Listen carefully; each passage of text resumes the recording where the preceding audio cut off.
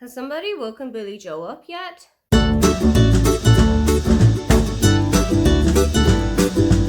Hi, welcome, come on in. My name is Aoife, and today I am wrapping up everything that I read in September of this year.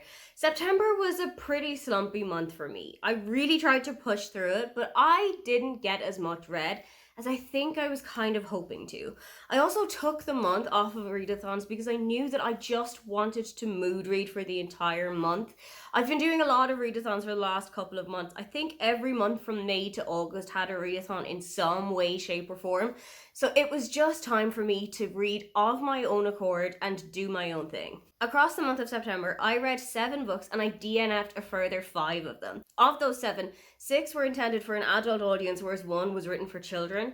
There was 1 physical book, 1 ebook, and 5 audiobooks across my September reading, giving a total of 542 pages and 34 hours of listening. In terms of the genres, surprisingly, I read a fantasy book in September, as well as 1 non-fiction book, 1 classic, 2 thrillers, and 2 romance books. 3 books got a 4-star rating, 2 books got a 3.5-star rating, 1 book got 3 stars, and 1, the non-fiction book, did not get any rating at all. I don't rate non-fiction books, I don't give them a star rating at all, because I don't feel comfortable with giving somebody's life and life story any kind of a numerical value as to whether or not it entertained me. Let's start with the DNFs, and my first run of DNFs is sponsored by Kayla from Books and Lala because I spent so long trying to find a book that would fit into September's buzzword. The word for September for Buzzwordathon was senses, so anything to do with the 5 senses of sight, sound, touch, taste, and smell.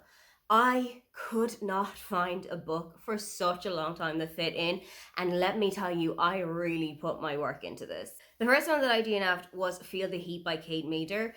I really loved the concept of this. It is about a British chef who comes over to the US and he's basically doing a TV show where he's going to go into a bunch of restaurants that are all serving different cuisines and try and put their menu together, try and replicate their best dishes.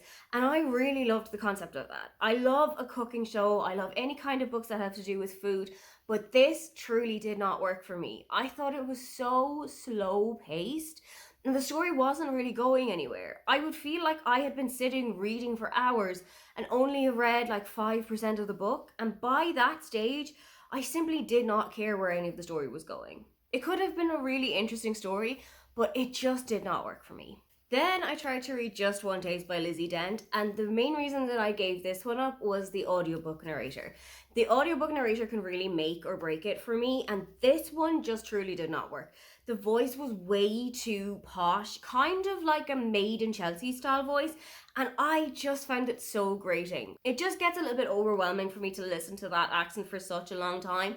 So I just had to put the book aside. It's probably one that if I find a copy of it in physical or an ebook form, I'll definitely go and read it because the story was kind of entertaining. It's about a young woman whose father passes away and he leaves her his Italian restaurant that she's going to be taking over and running with the rest of her family. But then one of the sous chefs kind of mutinies in a little way and decides that he wants to come in and take everything over. But they head off to Italy, which is where her father was from, so that they can get some more ideas and so that they can get their creative juices flowing. But that's not really the only spark that ignites when they're on the trip. I've loved Lizzie Dent's writing before as well, so I have a feeling that this one is going to work for me. I just never really gelled with the narrator. Then I attempted All the Fields by Olivia Dade, and truly I think this has to be the hard goodbye here. I really have tried with this one. I think this is my 3rd or 4th time picking it up, either as a physical book or as the audiobook, and I just can't get into it. I think it's because my brain is associating it with Game of Thrones too much. I think it's kind of like a fan fiction of what Game of Thrones would be like if one of the actors basically lost the plot and went off the rails. So they had a bodyguard who kind of came in to try to clean up their image and to keep them on the straight and narrow. I really wish that this was something that I could get into because I love Olivia Dade's other works and I've really given this its best shot, but it's just not going to work for me. After that, I did eventually find something to read for the Buzzwordathon, and we're going to talk about that one later, but fear not, because the DNFs did not stop there. I also put aside Kindling by Bonnie Woods. I was so intrigued by this one because it is set in the Scottish Highlands, and it was about a woman who was kind of going to set her life back on track after a breakup. But I could not get on board with this one. I really did give it a good try. I think I got to about 25% when I just said no more. This is about Harper, who, after her girlfriend leaves her, because Harper just isn't serious enough and is kind of dicking around in life and hasn't really got a plan, Harper decides that she is going to head off on a break to the Scottish Highlands. The Airbnb that she has booked, however, turns out to be a complete scam. While she's lamenting what's going on and kind of humming and hawing over whether she's going to go back to Manchester or not, she bumps into Fraser. He is a lumberjack and a forester who's living in the area, and he knows a couple of people who have got Airbnbs or hotels, and they might be able to put Harper up. However, it's kind of like a no room at the inn situation. The only place that Harper is going to be able to stay is in Fraser's log cabin. It's completely freezing, there's no Wi-Fi, it's very kind of remote in the middle of nowhere, but it's that or go back to Manchester. Harper decides to tough it out because she has come here with a mission in mind. She's going to put pen to paper and she's going to write her very first novel. And this is where everything kind of started to go off the rails for me. I really didn't like the idea of Harper just kind of turning up, putting her laptop in front of her and going, what am I going to write about? What are characters? What is a story? How do I put a storyline together? I just feel like she had kind of romanticized the idea of novel writing in her head and thought that while she was in such a remote but beautiful area, all of these ideas would just come flooding towards her. She sat down with absolutely zero ideas. She Googled, how do I write characters? And I just didn't find it in any way realistic. I also found the writing in this book completely cliche. There's a lot of instances of characters letting out breaths that they didn't know that they were holding. And if you have read any kind of romance book, you know that that is the one phrase that you should not base a drinking game around because you are about to lose your liver. There was also so many instances of Harper just basically being a little bit green to the world. While she was staying in that small little cabin that didn't really have a whole lot of amenities to it, she basically looked around and said, oh my God, I think this is what prison is like. And I know that that can be a little bit dramatic, but I thought that that was maybe just a little squidge too far. Overall, Scotland was written really well, though. It gave such a beautiful description of what life in the Scottish Highlands is like, the kind of rural vibes and the very isolated feeling that you can have when you're up there. But the rest of the book just really did not work out for me. The final book that I DNF'd in September was The Break Up Pact by Emma Lord. I was really excited for this one because when I was a voracious YA reader, I had read Tweet Coop by Emma and I absolutely loved it. And I was so hopeful that that same little cozy vibe was going to turn up in The Break Up Pact, her first adult novel, but I just wasn't so intrigued here. This is about June and Levi, who have known each other for years and years. June is now working in her late sister's tea shop and she's kind of barely keeping her head above water, but she's also just gone through a breakup that has gone spectacularly viral. Levi has coincidentally also gone through a breakup recently and his has also gone viral, and it's basically all anybody can talk about at the moment. Levi and June know each other because Levi was once best friends with June's late sister, and they decide that they are going to fuel the fire by pretending to date one another. It's also going to have benefits for both of them because it's going to put a little bit more notoriety on June's tea shop, and it's going to make Levi's ex realize that she made a mistake and it's time to get him back. I really did not enjoy that we were trying to get a cheater back. I really do not enjoy the idea of getting back with somebody who has hurt you that badly. And my mantra is that once a cheater, always a cheater, and I've never been proven wrong on that before. So reading that we were trying so much to get Levi's ex back when she had done such a horrible thing to him, I just could not make sense of it in my head. Something that I didn't truly understand is why this was a tea shop in the first place. I'm not super big on American culture, but I do know enough to know that going out for a cup of tea or afternoon tea as a culture just isn't as big of a thing in the US as it is in the UK or in Ireland. So I kind of can see how the tea shop was struggling in the first place. And I do think that maybe it should have been expanded a little bit more into an actual cafe or a restaurant or a bistro, or just something that would have made a little bit more geographical sense. The reason that I knew I needed to DNF this book though is that I had been listening to the audiobook of this and I had gotten a good chunk of the book in, but realised I had been taking nothing in. And I didn't care about it enough to go back and pick up on what I'd been missing and go back and figure out what had been happening without my knowledge. And that's kind of when I knew that it was just time to lay it to the side. On to the books that I did finish in September, and the first book that I finished across the month was Forget Me Not by Julie Soto. This was on my 12 and 24 stack, and I am pretty glad that I got this one on. It's Julie's debut book, and I thought it was such a great way to start off. This is about Amma and Elliot, who are working together on the wedding of the century. There's an influencer getting married, and both of them have been brought in as the suppliers.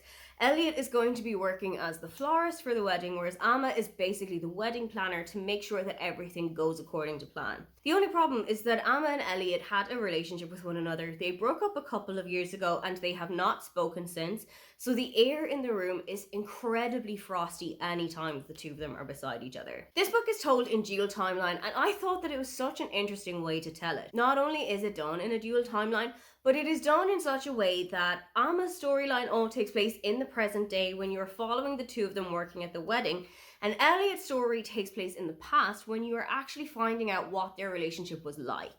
I thought that this was such an interesting insight to what their lives were like, what their lives are like now, the divergences that they had, and how they came back together. What I will say though is that there was a whole lot of sexual chemistry between Amma and Elliot back when they were first together, and not a whole lot of romantic chemistry in my opinion. I thought that they could have spent maybe a little bit more time together outside of the bedroom, getting to know one another, finding out what makes each other tick, and it just felt a little bit too insta-lovey for me. The book overall is a lot spicier than I was expecting as well, but I was pretty happy with how the spice level turned out at the end. As you can imagine from that little tidbit that I just gave you, this is a second chance romance, which don't necessarily work out for me. It's not a trope that I usually tend to lean to, but I thought that it was done really well here. Something else that I thought was done really well is the reason for Amma's kind of fear of commitment. She's not a big fan of marriages, she is not a big fan of relationships, and the reason for this is that her mother has been married more times than you can count on your hands. I think at the beginning of the book, Amma's mother is on her 16th marriage. And I don't know about you, but seeing one of my parents go through that many marriages breaking up and falling apart, it would kind of put me off too. It did, however, give me a couple of questions as to how long were these marriages in the first place? How long had she known these people before she had gotten married to them? It all just felt a little bit kind of mathematically impossible if you think about how old her mother could have been. Something that pops up in this book quite a lot is donuts. Amma seems to be a kind of a donut fiend. She has a specific donut shop where she goes into every single day, places an order for the wedding, brings it with her to the venue, and basically gives all of the other vendors a sweet treat.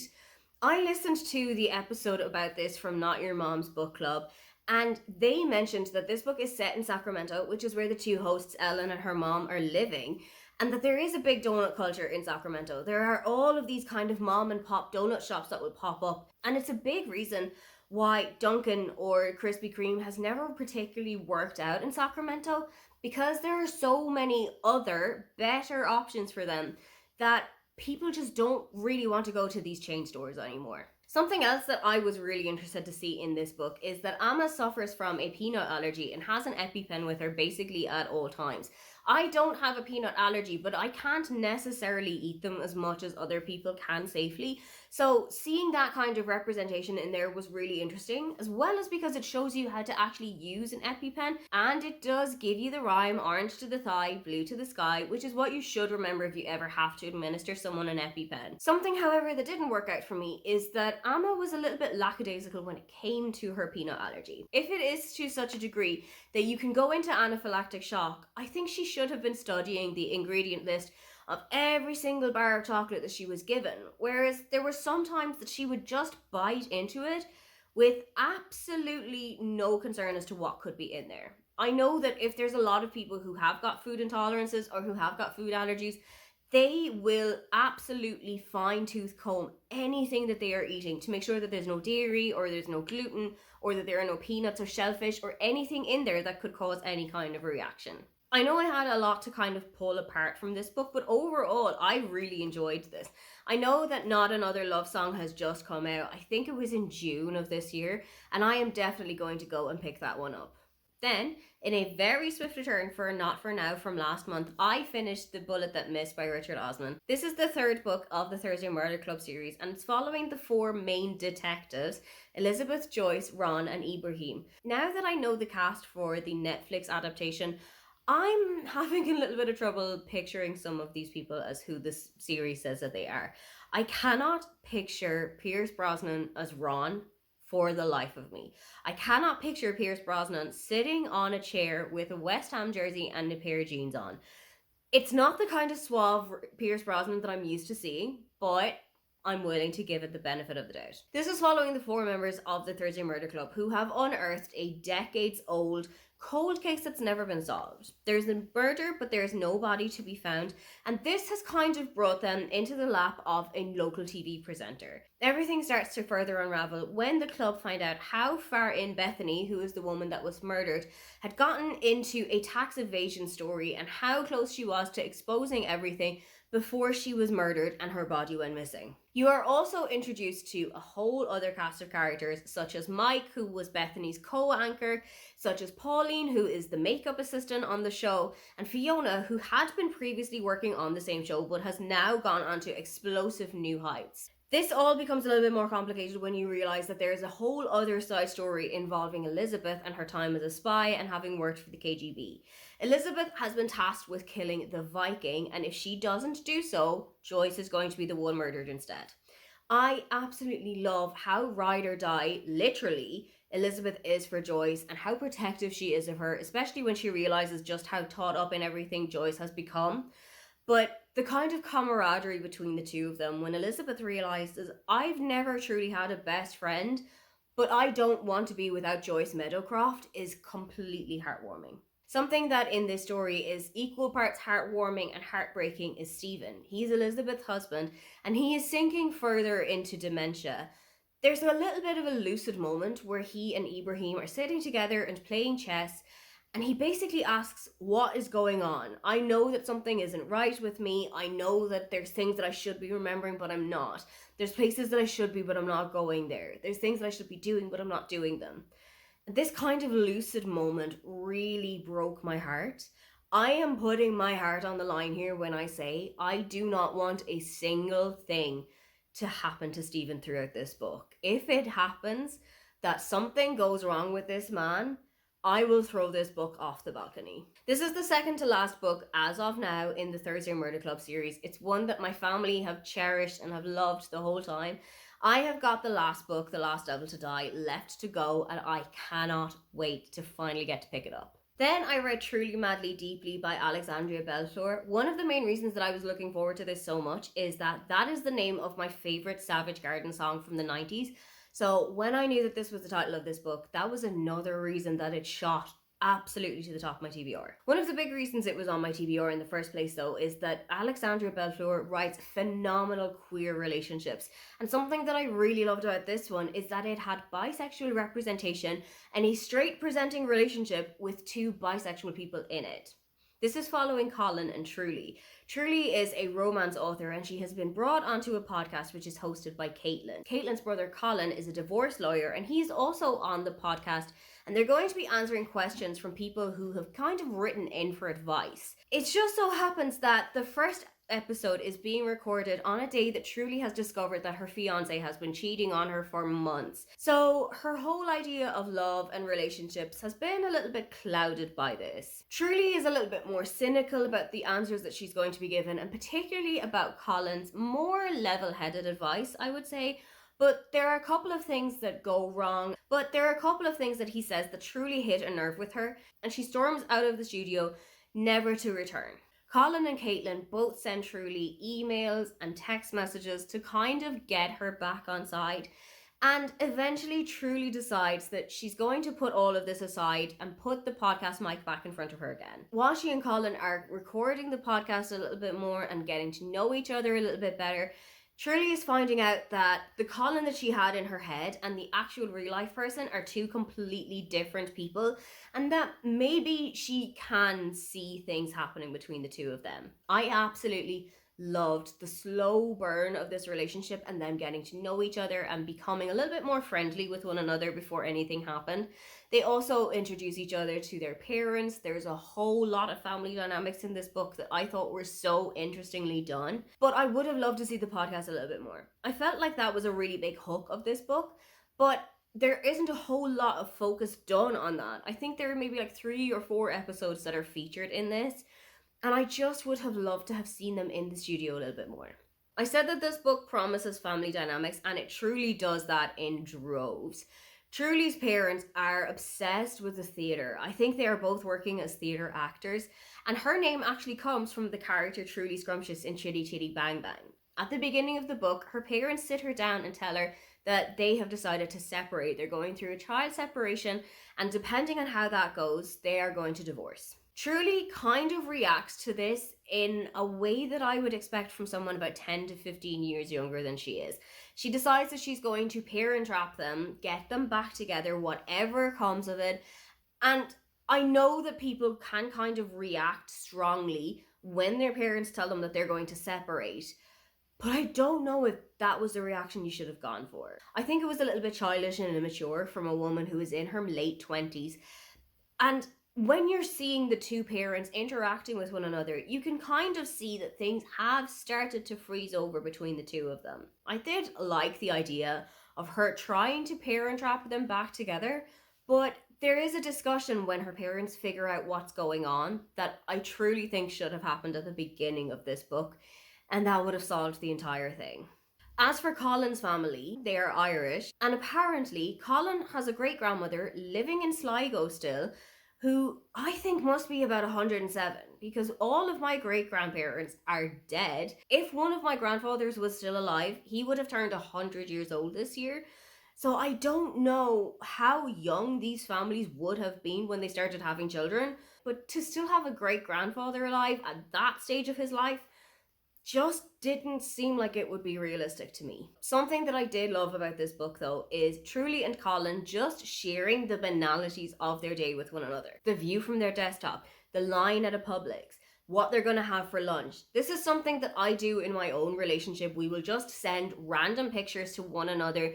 This is what I'm up to for the day. This is what I had for lunch. This is what I'm buying when I go to the grocery store. And I love that little kind of window into each other's lives. Seeing what somebody's actual day-to-day life is when you're not around them, I feel like it's kind of such a simple form of love and including somebody in your day, that seeing that in the book just drew me into it a whole lot more. As I said, Alexandria Bellflour writes queer relationships so wonderfully, and something that I loved about this book is the discussion that Colin and Truly have about being a bisexual person who is in a straight presenting relationship, and how that doesn't in any way negate you being a bisexual person. You can be with anybody, male or female or non-binary, and that does not take away the fact that you are a bisexual person. As somebody who's bisexual themselves, that was so validating to read, and it was such a wonderful book.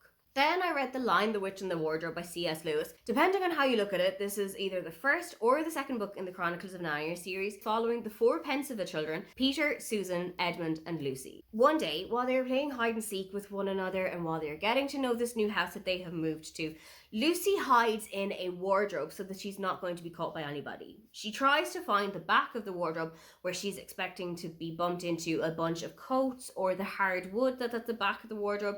But what she actually finds is that there is snow underneath her feet, there is a lamppost ahead of her, and that there is a fawn looking at her and kind of figuring out where she's come from. What Lucy and none of her siblings know is that this wardrobe is a kind of a portal to a magical land called Narnia, and this land has been put into a permanent winter. The White Witch has cast a hex over the country, and now everything is blanketed in snow and ice and freezing cold temperatures, and has been for quite some time. Mr. Tumnus, the fawn that Lucy is introduced to on her first day at Narnia, tells her everything about the land and about the country that she's in now, and tries to get her help to overcome the White Witch. When she goes back to tell her siblings, Edmund, her older brother, doesn't necessarily believe her. He goes into the wardrobe himself one day and is himself transported to Narnia, meets the White Witch, almost betrays his siblings immediately, and as soon as he comes back out of the wardrobe, tells Lucy that no, he has no idea what she's been talking about. even though he has experienced it himself. When the four Pensiva children actually do go to Narnia all together as a group, they are brought into a huge battle against the White Witch to try and regain control of Narnia for Aslan, who is one of the most powerful lions that the country has ever seen. I thought that this book was so entertaining. It is a little bit different to the film that came out about 20 or so years ago. There's a lot more emphasis that is placed on the battle scene, for example, in the book, where I think they probably didn't want children to watch such an intense battle scene. There are a couple of characters in the books that are expanded on a little bit more than they would have been in the films. I'm definitely going to go back and watch the film again because I had such a great time with this book that now I just want to go back to Narnia again. I don't know if I'm going to go back to the entire rest of the series. It is the second one that I've read because I've also read The Magician's Nephew and I really enjoyed that too. But let's see how I would get on with the rest of the series. Also, if Edmund Pensiva has no haters, I am dead. Then, finally, I got a book read for Buzzwordathon when I read No One Saw a Thing by Andrea Mara. This is the first Andrea Mara book that I read. My aunt passed it on to me at Christmas and said that it's one that she really enjoyed and she thought that it would be up for my alley as well. This book is about Sive, who goes to London with her husband and their 3 children. Her husband is over in the UK because he's going to a reunion of some of his housemates from when he was in university, and Sive just basically needs the break. She's going to meet with some of her editors and they're going to have a chat about where her career is going to go. She's going to be coming back from maternity leave in the next couple of weeks and she really wants to have a couple of contacts lined up and a couple of stories that she can look into. While Sive is on her way to the London offices, she's taking the tube and her 2 older daughters, Faye and Bee, get on the tube without her. When Sive goes to the next tube stop where she's going to meet her 2 daughters, only one of them comes out of the tube. Bee is there, but Faye is nowhere to be seen. Now, when I went into this book, I wrote down in my journal what I thought had actually happened to Faye.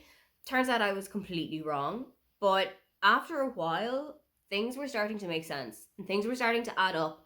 And I had a pretty good idea as to where this book was going to take me, and I was completely correct when I actually got that one figured out. It was a little bit cliche and it was a little bit predictable, but that wasn't the thing that I didn't enjoy the most about this book. I actually thought that the characters in here were all completely insufferable. There were only really 2 people that I had gelled with across the entire book, and that was Sive herself and Jude, who was one of the people who was helping Sive to reunite with their daughter. I also couldn't really understand why Sive was so interested in coming along to her husband's night out to meet a bunch of people who didn't particularly like her. It didn't want to include her in any of the activities, didn't really talk to her from any point of the year. She had even said a couple of times that all of the wives in the group would talk to her like once or twice while they were on these nights out. Sive would thank them for inviting her, and then the conversation would just fizzle out after they'd gone back home. So I didn't really understand why Sive would go there and just feel like a little bit of a wet fish the entire time. The book started out really great for me, but it lost me about 20% of the way through because you are introduced to a whole other side mystery that you then have to try and figure out. Nita, who's one of the best friends that's in this group, her sister Yasmin died about 15 years ago. Sive has never met her, so there's no real connection that they have here with her. But Aaron, who is Sive's husband, had once been in a relationship with Yasmin and he's been blaming himself for her death ever since. They don't really talk about Yasmin at all. Anytime that her name is brought up, everyone just kind of looks away and the conversation just moves on. And I thought that that was maybe just one mystery too many in this book. Everything did kind of come together at the end and it all did connect with one another, but I just felt like I didn't need this extra thing that I need to figure out. I just need to try and figure out where this child is. The book is also told in a dual timeline where you are brought with things that happened 15 years ago in the past leading up to Yasmin's death. You've got a kind of a half dual timeline where it's leading up from the Friday that the family touched down in London up until the Monday morning where Faye goes missing, and then everything that happens after Faye has disappeared. And that got a little bit confusing at times. There were times that I didn't necessarily know where we were, what was happening, what was going on. Even though it was kind of clearly laid out at the start of every single chapter, I would still have to remind myself, oh, we're talking about 15 years ago here. Oh, this is what happened on Saturday night when everyone was out. It just got a little bit too overbearing at times. Then I read The Tea Dragon Festival by Kay O'Neill. This is the second book in the Tea Dragon Society series, and it is just as cozy and just as heartwarming as the first book is. This is about Rin, who has grown up around tea dragons for their whole life. They've always been a big part of the community, and Rin has had their own tea dragons growing up as well. But one day Rin bumps into an actual dragon and isn't really expecting what's going to come from that. Aiden is a young dragon who was sent to protect the community but accidentally fell asleep on the job for 80 years. When Aiden wakes up, they discover that life has gone on exponentially. The person that Aiden has been sent to take care of is now in their very older years, and everything has evolved in ways that Aiden was not expecting. Rin teams up with their uncle Eric and with Eric's dragon partner Hezekiel, and together they try to figure out what it was that put Aiden to sleep for such a long time, but also try and quell that feeling that he has missed out on so much that's been happening and the kind of guilt that has come from that. This book is rather low on plot and rather low on stakes, but it is really big on the comfort levels and is really big on the cozy vibes. I think it is perfect reading for this kind of transitional phase of the year, so it's a great autumn read that you can just curl up on the couch with. Finally, I read Let's Tidy Up by Josh Thomas. This was a super short audiobook. Josh is a comedian from Australia, and I first met him on the second season of Taskmaster Australia.